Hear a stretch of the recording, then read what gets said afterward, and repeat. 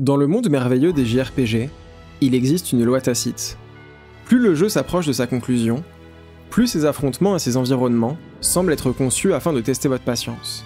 Les combats deviennent trop nombreux, sont extrêmement redondants, et servent uniquement d'amortisseurs afin de ne pas atteindre trop vite le boss final. Quant aux lieux, ils sont souvent bâclés, que ce soit esthétiquement ou dans leur construction. Ces défauts ne sont pas systématiques, mais reviennent tellement souvent que l'on peut alors s'interroger. Est-ce dû à un manque de moyens? À un manque de temps? Ou serait-ce tout simplement une tradition chez les développeurs japonais? Dans cette vidéo, nous allons aborder cette épineuse question à travers 3 exemples récents. Tales of Arise, le dernier action RPG de la licence Tales of, salué par la critique. Fantasian Neo Dimension, un tour par tour relativement classique, et le dernier jeu de Sakaguchi, le créateur de la licence Final Fantasy. Et enfin, l'excellent métaphore ReFantasio, un tour par tour inspiré par l'histoire du jeu de rôle à la fois japonais et occidental, développé par des équipes ayant travaillé sur la licence Persona.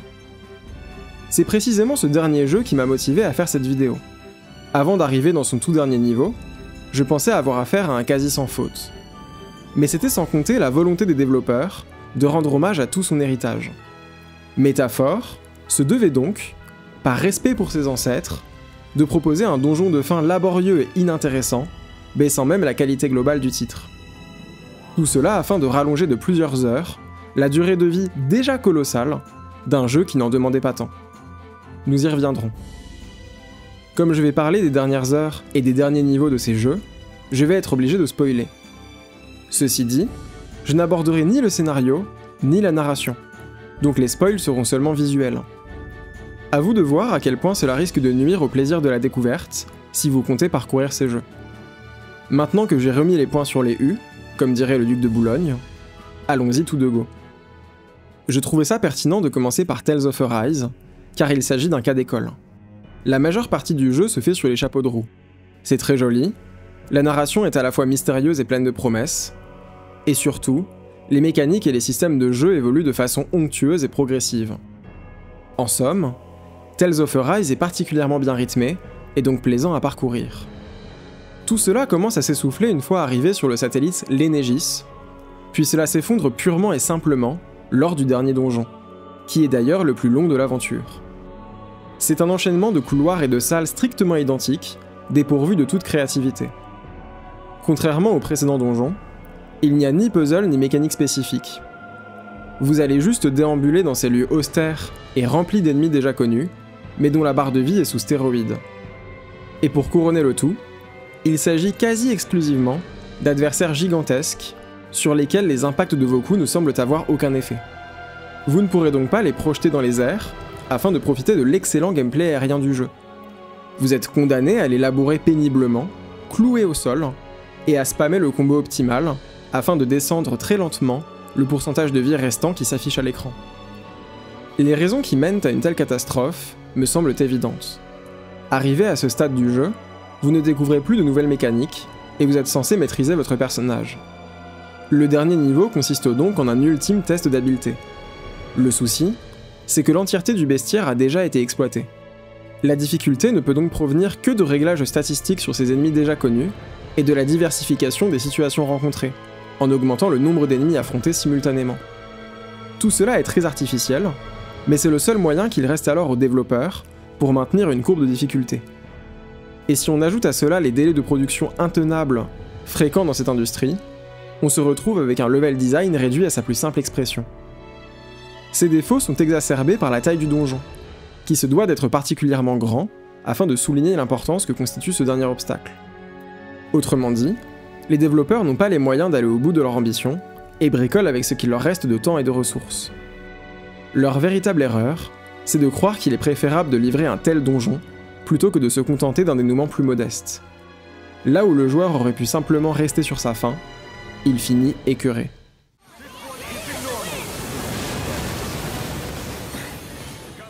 Bon, j'ai déjà réalisé une vidéo au sujet de Fantasian.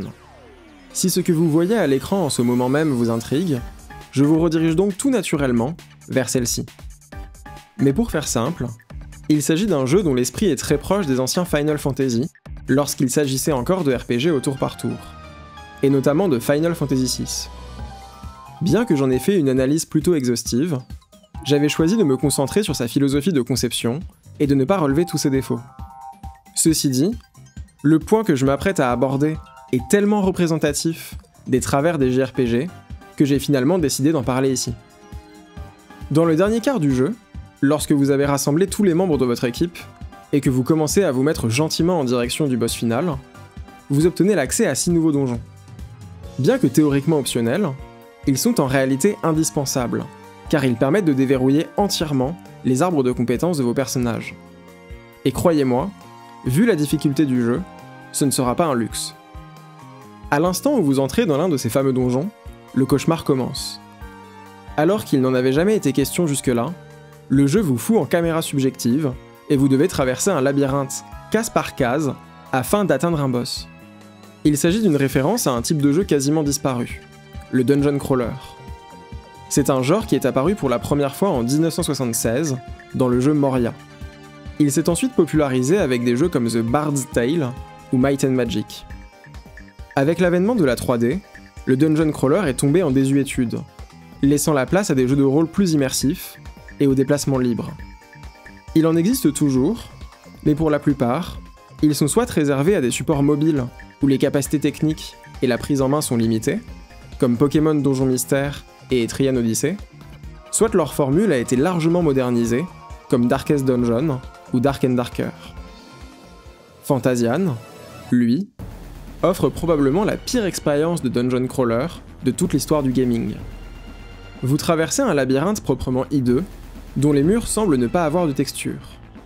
Son agencement n'est ni fait ni à faire, et vous y affrontez les mêmes ennemis que dans le reste du jeu. Cerise sur le gâteau de merde, il n'y a même pas de défi dans le fait de se repérer, car vous pouvez à tout moment accéder à une carte. Quant au boss, s'il est vraiment nécessaire d'en parler, il ne s'agit que d'un adversaire déjà affronté précédemment, ou pire, d'un ennemi lambda devenu gigantesque et propulsé au rang de maître de donjon. Nous sommes ici bien au-delà du médiocre, là où ne pointe même pas l'ombre fugace d'un début de commencement d'intérêt, où pas la plus infime étincelle de curiosité n'ose scintiller. Un désert ludique si aride que le game design lui-même y meurt de soif avant d'avoir pu bégayer son premier mot. Bref, je pense que tout cela résume bien la volonté parfois maladive de ces jeux à proposer du contenu pour du contenu, et ce malgré une durée de vie dépassant la 60aine d'heures. L'existence de ces donjons est simplement dommageable, et les traverser constitue une punition pour n'importe quel joueur ou joueuse.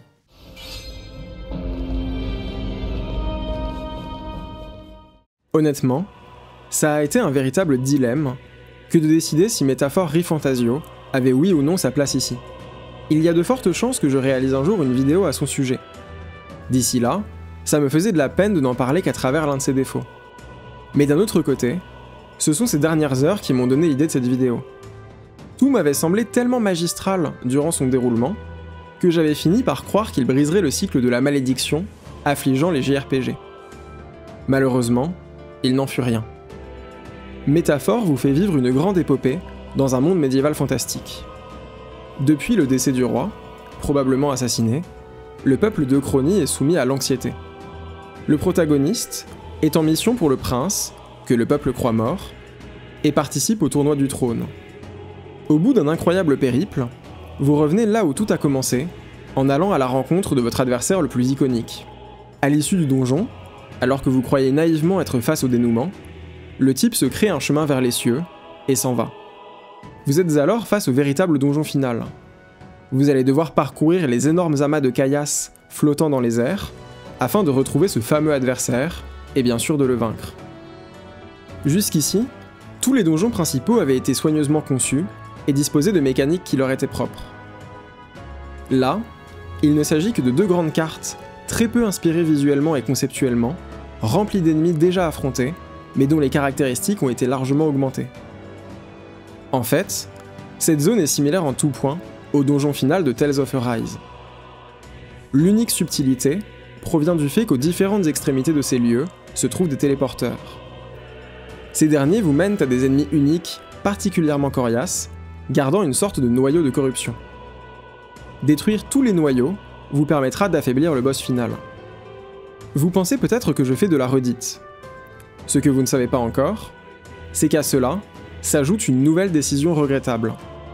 Les ennemis uniques, gardant les noyaux de corruption, sont en fait tous les boss majeurs précédemment vaincus durant votre périple. Même si leurs stats sont augmentés, la stratégie demeure identique, et vous n'aurez aucun mal à en venir à bout. Votre équipe est bien plus polyvalente qu'à l'époque, et vous avez accès à des compétences qui brisent le jeu. Ces ennemis ne sont absolument pas armés face à ça. Je ne suis pas bête. Je comprends bien qu'il s'agit d'un moyen très peu subtil de nous faire prendre conscience du chemin parcouru depuis nos prémices. Ceci dit, ce n'est vraiment pas élégant, et ça ne fait que dévaloriser le caractère épique de tous ces moments passés. Je n'ai pas le sentiment d'être devenu incroyablement fort, ou même meilleur au jeu. J'ai plutôt l'impression d'avoir oblitéré une merguez encore fumante. Et ce ne sont pas les quelques dialogues à base de « Tu te souviens à l'époque, les choses étaient vraiment différentes » qui vont aider ces braves monstres à retrouver leur dignité. Ainsi, Métaphore transforme ces boss emblématiques en de simples amortisseurs placés sur votre route.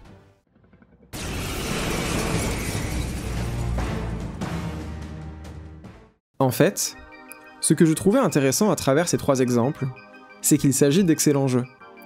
Pourtant, la qualité de leurs dernières heures est bien en deçà, et c'est peu de le dire, du reste de l'expérience. Il aurait bien mieux valu couper dans ces dernières heures, plutôt que de proposer un contenu aussi peu qualitatif. Selon moi, ce qui est à l'origine de ce problème récurrent, c'est que les studios japonais ne savent pas réviser leurs ambitions. Même si toutes les ressources allouées au développement ont déjà été employées, il faudra tout de même proposer un donjon final conséquent, ou surenchérir dans la quantité de contenu de fin de jeu proposé. Et ce, en dépit du bon sens. Les JRPG sont connus pour être des jeux généreux, même trop généreux pour leur propre bien. On pourrait penser que je pinaille sur ces fameuses dernières heures, car 90% du contenu, voire même 95% dans le cas de Métaphore, demeure formidable. Le souci, c'est qu'on a tendance à bien plus se rappeler de la fin que d'une péripétie de milieu de jeu. J'aime beaucoup classer les œuvres que je consomme sur Sens Critique, selon mon degré d'appréciation. Durant toute mon aventure dans le monde de Chronie, j'étais tellement séduit par la proposition que je pensais attribuer un 9 sur 10, mention coup de cœur, à Métaphore ReFantasio. Le donjon final m'a paru tellement inutile et laborieux que j'ai fini par réviser cette note et à lui enlever un point.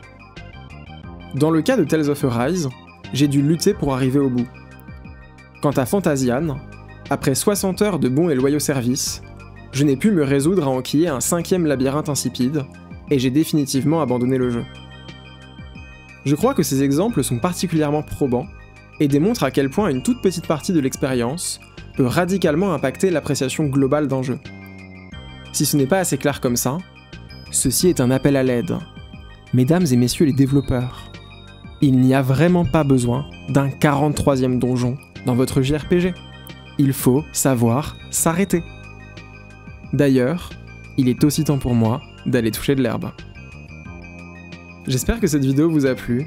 Je reviens très prochainement pour vous parler d'obscures, mais néanmoins incroyables séries d'animation japonaises. D'ici là, prenez soin de vous. C'était Cinétique.